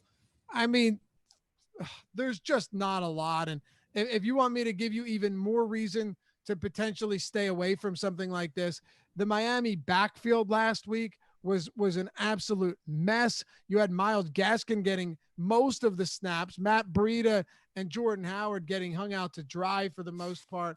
But dude, there's just nothing I like here. And Devontae Parker now, assuming that he ends up playing, he's going to be seeing Tre'Davious. Like, what else to like is there on the Miami side, if anything? Parker's not right. He's not right. He left the game again in the second half. And so even if he does play, I really think he's battling through lower body injuries right now. It was impressive to see Preston Williams command the target share and the air yard share that he did, but the quality of his targets from Ryan Fitzpatrick are just not there. And the game script dictates that they're just not getting to the end zone or towards the end zone enough for him to have really high value in fantasy football. We've seen this so many times before with Ryan Fitzpatrick, where he has a very solid, relatively efficient first year. And then in the second year in a system, he starts to, whether he's over aggressive or he forces the ball too much, he starts to turn into a pumpkin. And he had 3 picks against a New England defense that lost a lot of pieces last week. It didn't really matter. Mike Gesicki, he did have some looks, but again, it's just the quality of the targets of this team. And again, just like the Jets we were talking about earlier, I'm not touching these running backs. I don't want any part of them. They just don't have the upside, even in a tournament dart throw play for me. Yes, sir. I will not expand on that whatsoever because it's completely unnecessary. Buffalo, however, a decent implied total here should be expected against Miami, 23.5 points. Josh Allen was another mixed bag last week. He made a couple big throws and he missed a couple really big throws. You know, he could have thrown 4 touchdowns pretty easily in this game, but this is what you get from him. Jekyll and Hyde type performances every single week. He ran another touchdown in for 50. He had 57 yards rushing. And then on the ground, man, I'll tell you, as a big Devin Singletary guy, I'm a little bit concerned. Zach Moss saw 10 looks in the red zone. 10. Crazy. Singletary was on the field more than him, 51-39 snaps. But Zach Moss is quite clearly their red zone guy. Singletary in between the 20s is going to get a decent amount of work, but it just makes this backfield a whole lot harder to decipher. I don't know. Maybe we look to like Stephon Diggs this week. John Brown, I know, was practicing today, so there's that. But you could take over here. It's a mess with Buffalo, man. It's so hard to get this right. Yeah, I think from a DFS purpose, we should say it is a mess. It is a little bit tougher to get right, especially in the backfield. I'm sorry about your boy Devin Singletary. It really, life goes on. It really does look like Zach Moss is going to get a bunch of high leverage touches. He had 4 of their 5 goal line carries. As you said, Allen had the other. One nice thing to look at the Bills for in terms of stackability, Brown and Diggs saw over 50% of the target share and air yard share. So they are trying to get the ball a majority of their time to their major playmakers. It really concerns me, though, that John Brown is hurt, because John Brown not at 100%. We've seen him really, really struggle to work through injuries before, and that can just slide more attention over to Diggs. Now, I'm not concerned about Diggs' usage. I'm not concerned about the Miami corners completely stopping him. And one thing I will mention, and this is just highlighting how important pace of play is, that even tertiary options like Devin Singletary and Cole Beasley had more in terms of quality opportunities, whether that's a target or a goal line carry, than any Dolphin other than Preston Williams. And so these are the 3rd and 4th options on a passing game. But the pace and the passing is allowing some of these options to still be valuable. I believe Cole Beasley still saw his typical 7 underneath targets like clockwork. He's still going to get his looks. And when you're playing the Jets, you can get those reps in as well. We got some free content on the site today. NFL Showdown projections, completely free. NBA ownership projections. If you haven't checked our ownership out yet, do so. If you're not a premium sub, you know where to go to check out some of this free stuff to get an idea of what we're doing over at Awesemo.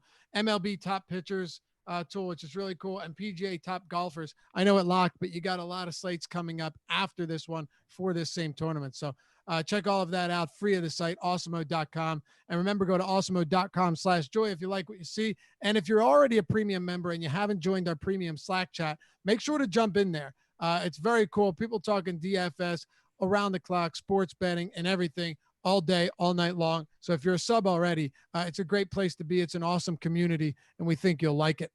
Arizona, Washington. All right, Matt, 3 to go here. We'll close this one out with this final trio. The Washington Redskins are big dogs in this game, coming off an impressive win against the Philadelphia Eagles. 8 sacks. Their run defense did all the work. They pressured the hell out of Carson Wentz and forced him into making a lot of bad decisions. But they are getting 7 points here. This game, however, has a 47-point total, which was a little bit surprising to me. Let's get through Washington first, because I don't think there's a ton to talk about here. Peyton Barber isn't a guy you're interested in, really. Antonio Gibson, he made a couple plays, but he's not going to be featured on the ground, and that should have been anticipated. Terry McLaurin, okay. But the big one here is really Logan Thomas. That's the one everybody's talking about against an Arizona team that has struggled mightily to contain opposing tight ends. Thomas targeted 8 times last game, was targeted in the red zone and caught a touchdown. So here you have it. We'll start with him, and I'll let you just run with the Washington Redskins because I really don't have much outside of Thomas. Yeah. So Washington isn't that special. They did overperform in both offensive and defensive efficiency last week. Let's give them credit where credit was due. And one thing we do love to see is a new breakout tight end. Logan Thomas does fit the bill as one of these later, older aged breakout tight ends. Elite athleticism, played a different position in college, came into the league as a quarterback, bounced around for a while, and now finds himself on a team that lacks playmakers, and Rivera is getting the most out of him. He saw a huge amount of the weighted opportunity rating for Washington ahead of Terry McLaurin. He saw almost 30% of that entire pass volume for Washington, and that's nothing to scoff at for a player who's still severely underpriced. Now, could it be a one-hit wonder? Absolutely. But the way he was utilized in that one game sample, especially at the tight end position, is something that we should really keep an eye on, because it could be something in all formats, including DFS, of course, we're going to be pouncing on. Now, I'm not as concerned about Terry McLaurin. He was still schemed a ton of looks, still at 7 targets, and it really only took 1 or 2 broken tackles in his matchup against Darius Slay, and his whole matchup would have been different, or his fantasy output, I should say. From there, the only reason Peyton Barber was so successful was because he had the goal line opportunities.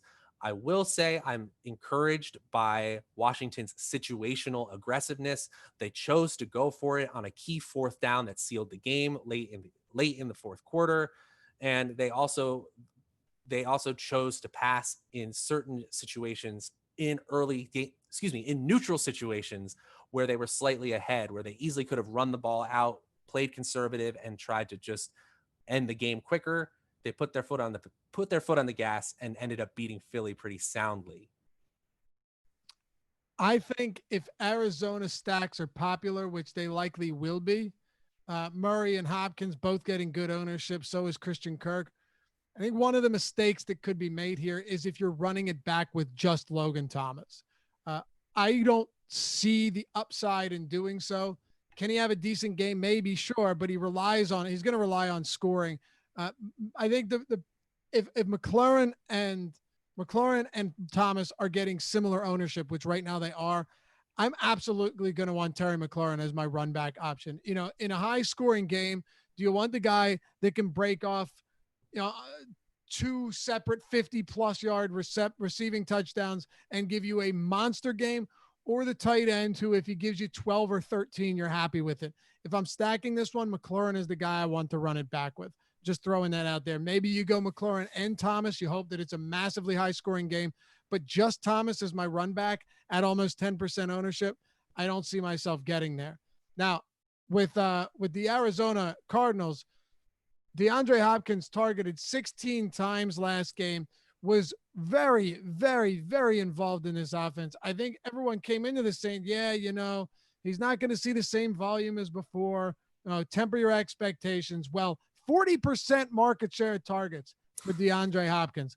Lock it in, man. Kyler Murray, these young quarterbacks leaning on the veterans, the talented, preeminent receivers in this league, just like Joe Burrow targeted AJ Green 9 times more than anybody else on that team.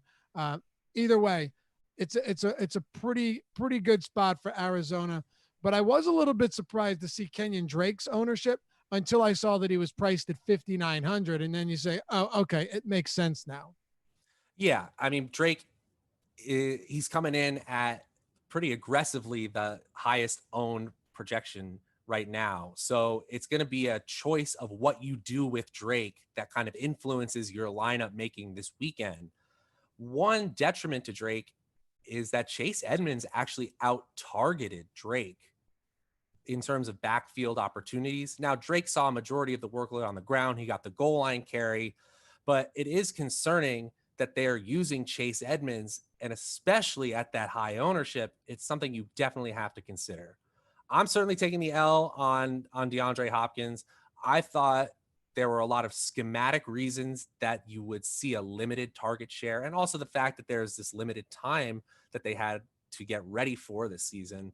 But it just goes to show you that these elite receivers, your Hopkins, your Adams, even your Thielens, they just command so much opportunity because they're that damn open. It's really that simple. It is. That's all it is. And when you're a young quarterback, you're going to look to lean on them for sure. Josh in chat says, hate the spot for Murray against this pass rush and this O-line being average at best. Look, you're not wrong. It's a very good pass rush, and the offensive line for Arizona is okay. But don't look at last week's game and assume that the Redskins are going to do this to every single offensive line. The Eagles were without Lane Johnson. They're Pro Bowl, all-pro right tackle. They were without Andre Dillard. They were without Brandon Brooks, another one of the best linemen in the league. So that's as makeshift as you can possibly get. It doesn't get any worse than that. That's the easiest matchup against an offensive line or for the defensive line that they're going to see all season. So I agree. It is. I will say there's. Sorry, what's that? Yeah, I also will say that the 49ers defensive front is pretty ferocious last time I checked, and Kyler Murray's ability to create with his legs, to keep that rush at bay, we just saw it this week. It doesn't mean that Washington can't get to him, but we just saw the neutralization that he can do of that pass rush using his legs, finding Hopkins. There's definitely a formula in place. Great point. 2 more to go. Kansas City and the LA Chargers. Hit that thumbs up if you haven't done so yet. It really does help us a ton. I know we've had some issues. The sound isn't syncing up. I don't know what it's going on, but we're powering through this, trying to give you guys the best free content we possibly can here with Awesemo.com. So all your support is highly appreciated. Let's talk about Kansas City and the Chargers. Right now, the Chiefs they're favored, but not by a ton, right? 8.5. I guess, no, I'm sorry. That's a lot. That is a lot. What am I talking about? They're 8.5 point favorites against the Chargers. That's a lot. The 47.5 point total, though, which is what I actually meant to say, is lower than I anticipated. And the Kansas City Chiefs coming into this one with Clyde Edwards-Helaire, the young rookie, 25 attempts in his Chiefs' NFL debut, 138 yards, average 5.5 yards per attempt. Really impressive stuff. Patrick Mahomes his average depth of target really wasn't that it wasn't that much. It was actually in the bottom half of the league. He has so many good receivers and pass catchers that are capable of creating yards after the catch. Now, that isn't to say that you're not going to hit Tyreek Hill on some deep balls or Robinson or really whoever else is out on the field, whether it be McCall Hardman or Watkins. He's got all the weapons in the world. But in this game against the LA Chargers, even without Derwin James, are we paying for Patrick Mahomes? That's the big question. Not can Mahomes have a good game, but is it worth paying a premium for him, Matt? I really don't think so, particularly in cash games. Of course, he has the ability to have one of these scores that you have to have on a slate. It just really is rare for these quarterbacks in this situation. Huge road favorite. It's a possibility that he doesn't have to throw that much in the second half, even to get them to that total. And ultimately, like you said, he's going to take his shots. And if some of those shots to those great playmakers hit, he might have a huge game, but it may not be that have to have it score, which makes me move away from him a little bit in DFS. I will say that their pace of play is fine. They're always going to throw the requisite amount of passes for him to be relevant and to make his pass catchers, even the tertiary options, fantasy relevant. You just don't necessarily have to have Mahomes. You don't. Do you have to have any pass catchers? What are your priorities for Kansas City? I always have a little bit of a bias towards Kelsey, and I felt like in the beginning of the game, it was more typical of the Chiefs that we saw in 2019, where they were trying these creative screen looks, getting Kelsey involved that way, and then trying to take deep shots. And then it looked more along the lines of Houston selling out to stop chunk plays, which led them to Clyde Edwards-Helaire, basically bringing them home the last 2.5 quarters of the game. So in terms of pass catchers, I think it takes a lot for you to move away from Kelsey or Hill. But I think there's a good reason why Kelsey comes up first in ownership in this game at 7.7%, and Hill's down at fourth, even below Keenan Allen. I'm kind of interested in the other side, only because Mike Williams was pretty involved last game. 9 targets. Now, they couldn't connect on anything huge. He did have a 37-yard reception, which is encouraging. Tyrod Taylor, there's this perception that he'll never throw the deep ball. That's not really true.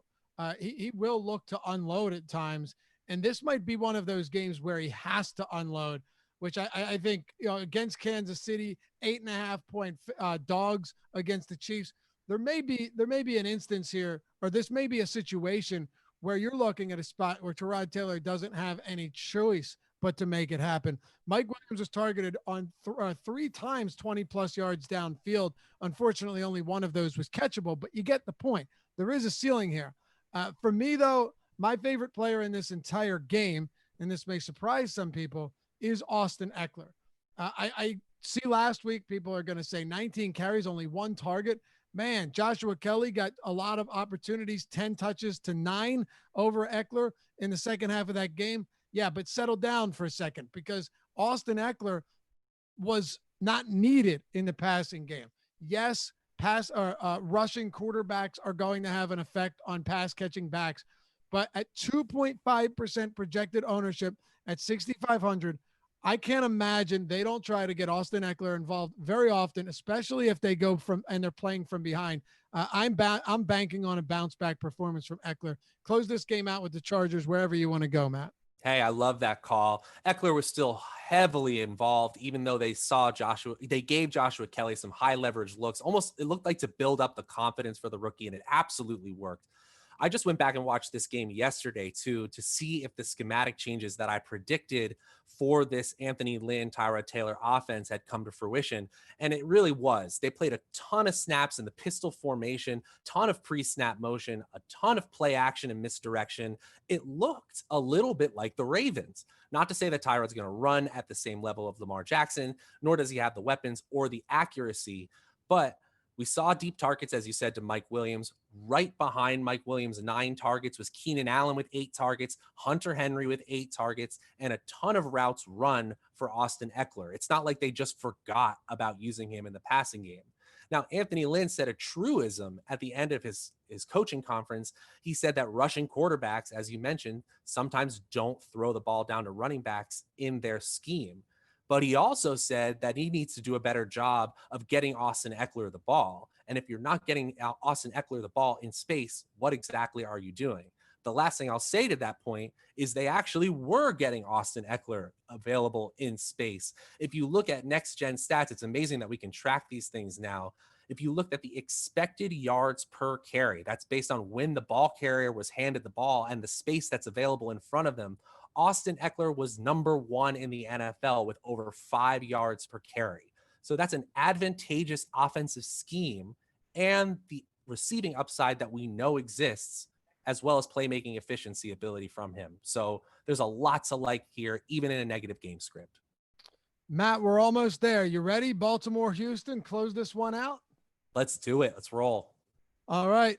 Houston Texans. What an embarrassing performance in week 1. I came into this one thinking, man, they got 3 sub 4.4 guys that can run faster. They've got the fastest, one of the fastest receiving cores in the league. Like, they could do so much. And then look, David Johnson gets out to a great start. We're feeling good. Nope.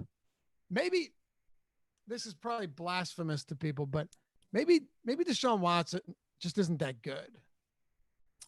Ooh, that's a toasty take there, Dave. I think he's good, but I don't think he's top 5 like everyone puts him. I honestly don't. I think he misses plenty of reads. He overshoots guys. Like, he's good, and the offensive line hasn't done many favors for him. Fantasy-wise, his scrambling ability, his ability to rush is big, but I don't know. I think I'd pick 5 quarterbacks to start a franchise over Deshaun Watson. Yeah, and I think his stock gets inflated because of victories in huge games as a collegiate player, and again in his first season, just absolutely going off in these big marquee matchups. One of the things that was mentioned by the public, broadcasters, media alike, were saying that the Texans had essentially shored up their offensive line over the offseason with a series of good picks. And they had Titus Howard last year. They got Laramie Tunsil from Miami. And to be honest, the Chiefs were getting home all the time. And they've got playmakers for sure. They've got Frank Clark. They've got huge playmakers for sure. But they were overrun on the offensive line, even after, like you said, David Johnson got off to a hot start. Will Fuller, hats off to him. He is going to just see a huge amount of opportunity in this offense. It felt like he didn't really do anything, and he had 22 PPR points. Like, we didn't really hear about him, and yet he still had over 20 points. That's a great wide receiver to have, especially if he's under-owned compared to the other 22-point wide receivers that you're looking for. I mean, from there, though, I didn't think Brandon Cooks looked healthy at all. I didn't think that Watson utilized his secondary options like Stills or Cobb well either. It was encouraging to see David Johnson using the passing game. I saw that I believe he had 4 or 5 targets, but mostly this is Fuller. This is Watson's rushing ability, and this is essentially their aggressiveness and their ability to just stay in a game that they may not have any business staying in if you're really rooting for the Texans. Are you stacking this game? So Naked Lamar is something that I'm always considering in tournament options or even in cash games if I'm going to go contrarian, just because I don't really care about which pass catcher goes off. For Houston, though, maybe a little bit of Fuller and Watson. That makes a little bit of sense, but it's going to take a whole lot to move me on to any other receiver. I just don't see it. Jimmy Smith, Marcus Peters, Marlon Humphrey. It's scary. Ugly. Yeah. That's scary. It really is. On the Baltimore side, yeah, if you run out naked Lamar Jackson, I think you could. But I'd also point out there are a lot of really good quarterback options. So don't feel that you have to pay all the way up. If you do, it's perfectly fine. And I think he'll have a much easier time rushing than he did against Cleveland. The one thing that Cleveland did a pretty solid job of limiting the run game, the ground game for Baltimore, but it didn't matter because they just carved them up through the air. We'll finish with this. Mark Andrews, Marcus Brown, anything in the run game. I'm staying away from the ground game for now. I just think Mark Ingram and J.K. Dobbins, even Gus Edwards was part of this 3-way timeshare. I don't see myself getting there, but you could close us out with Mark Andrews, Marcus Brown. Anything else here for the Baltimore Ravens? Yeah, the running back you want in the Ravens offense is Lamar Jackson. Even if he had an off game last week, the running game option you want is Jackson. And just like you said, he was phenomenal as a passer. We saw Mark Andrews finally get the full snap share that we expected him to get. He made the most of it, and he had the most target share. And in terms of air yard share, it was Marquise Brown, the long play threat, exactly what we wanted.